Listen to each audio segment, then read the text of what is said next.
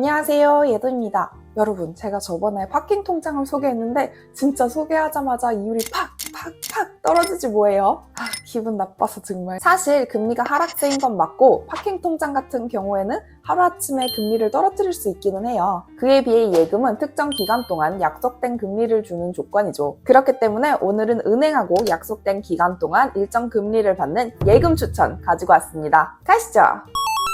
먼저 제1금융권 쪽입니다. 어쨌든 결론부터 말씀드리면 요즘은 3% 전후로의 예금만 드시면 될 것 같아요. 첫 번째 상품은 SH수협은행의 SH 천만남 우대 예금입니다. 예치 금액은 100만원에서 1000만원 사이고요. 예치 기간은 1년입니다. 기본금리는 2.05%이고요. 예적금 첫 거래 고객일 경우에 우대금리로 1%의 금리를 추가적으로 줍니다. 그런데 여기서 꼭 첫 거래일 필요는 없어요. 자유입출금 통장만 있는 고객들도 포함이 됩니다. 그 말인즉슨 내가 옛날 옛적에 SH수협은행의 계좌를 만들고 까먹고 살고 있었다가 이번에 다시 예금을 만들려고 하면 그것도 가능하다는 뜻입니다. 가입하실 때 개인정보 동의 및 상품 알림 서비스에 동의하시면 0.05%의 우대이율을, 만기 전까지 스마트 뱅킹에 상품 알리기를 하시면 0.08%의 우대금리를 줍니다. 그런데 여기서 우대금리를 최대로 받을 수 있는 한도는 1.05%예요. 그러니까 예적금이 없었고 그 다음에 상품을 가입할 때 개인정보 활용 동의를 해주면 1.05%로 받을 수 있는 우대금리를, 만기 때 스마트 뱅킹에 상품 알림까지 하실 필요는 없는 거죠. 그래서 최대로 받을 수 있는 금리는 3.1%입니다. 나름 맞추기 쉬운 조건인데 SH수협은행을 적극적으로 쓰시는 분들은 못 가입하니까 추천하지 않고요. 그리고 최대 예치금 양이 사실 1000만원밖에 안 돼서 그건 좀 아쉬울 수 있습니다. 두 번째는 농협은행의 NH고향사랑 기부예금입니다. 예치 금액은 100만원부터 1억 사이고요.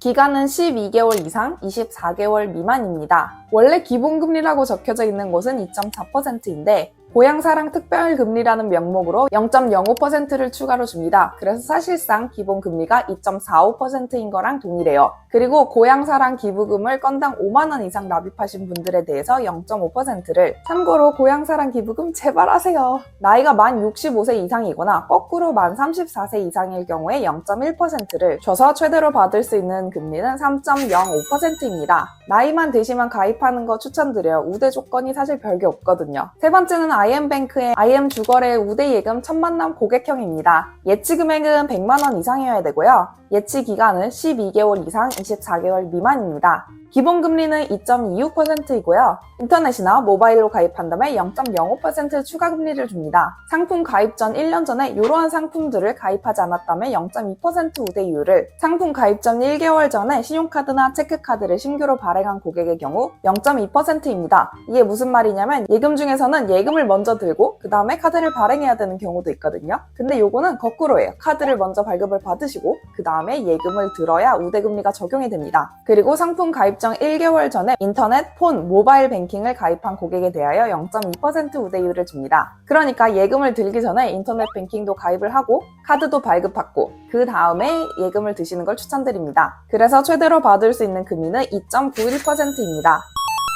사실 제2금융권 우대 조건들은 별게 없는데 조금 복잡할 수 있어서 설명을 드릴게요. 참고로 은행에서 단리할래, 복리할래? 라고 물어보면 무조건 복리 고르세요. 같은 조건이면 복리가 항상 이율이 더 높습니다. 바로저축은행의 SB톡톡 정기예금과 스마트 정기예금입니다. 둘 다 그냥 예금인데 스마트폰으로 가입하면 SB톡톡 정기예금이고 인터넷으로 가입하면 스마트 정기예금입니다. 예치 금액은 10만원 이상이고 예치 기간은 12개월 예치했을 때 둘 다 3.26%로 가장 높은 금리를 받습니다. 고려저축은행의 GPS 회전 정기예금 복리 비대면입니다. 최대 예치 금액은 100만원 이상이고 예치 기간은 24개월에서 60개월 사이 중에 고를 수 있습니다. 그런데 지금은 12개월 기본금리 복리식 연평균 수익률이 3.29%라고 되어 있어요. 그런데 예치 기간은 2년에서 5년이죠. 이게 무슨 말이냐면 즉 앞으로는 1년 동안 3.29%의 이율을 주지만 그 다음 1년이나 그 다다음 해는 어떻게 될지 모르겠다는 뜻이에요. 그러니 혹시 가입하실 분들은 일단 2년으로 가입을 하고 첫 1년은 3.29%의 이율을 받고